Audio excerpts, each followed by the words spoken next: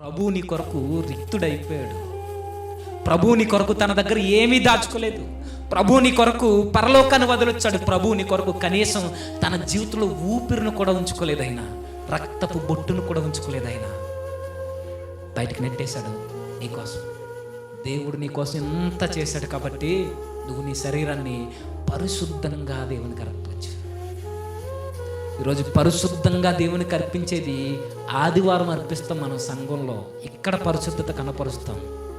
దేవుడు కోరుకునే ఆరాధన, దేవుడికి నచ్చే పరిశుద్ధమైన జీవితం సంఘంలో గడిపేది కాదు. 6 రోజుల తర్వాత 7వ రోజు సన్నిధానానికి వచ్చి ఇక్కడ పరిశుద్ధంగా బ్రతికితే ఇది లెక్కలోనికి రాదు. నువ్వు 6 దినాలు బయట గడుపుతున్న నీ దినాలు ఉంటావే, అవి బాగుంటే ఇక్కడికి వచ్చి పాట పాడితే దేవునికి పరిశుద్ధంగా కనబడతావు. నువ్వు పని చేసే చోట నీ పరిశుద్ధతను కనపరుస్తే సన్నిధానంలో నువ్వు కూర్చున్నప్పుడు ఆయనకు నచ్చుతావు. ఇక్కడికి వచ్చిన తర్వాత నేను పరిశుద్ధుణ్ణి అని అంటే, ఇక్కడికి వచ్చిన తర్వాత అది పరిశుద్ధత అన్నాడు దేవుడు. ఏమంటాడైనా వేషధారణ అంటాడైనా. పరిశుద్ధత అనేది సంఘంలో కనపరిచేది కాదు, నీ ఇంటిలో పరిశుద్ధత ఉండాలి.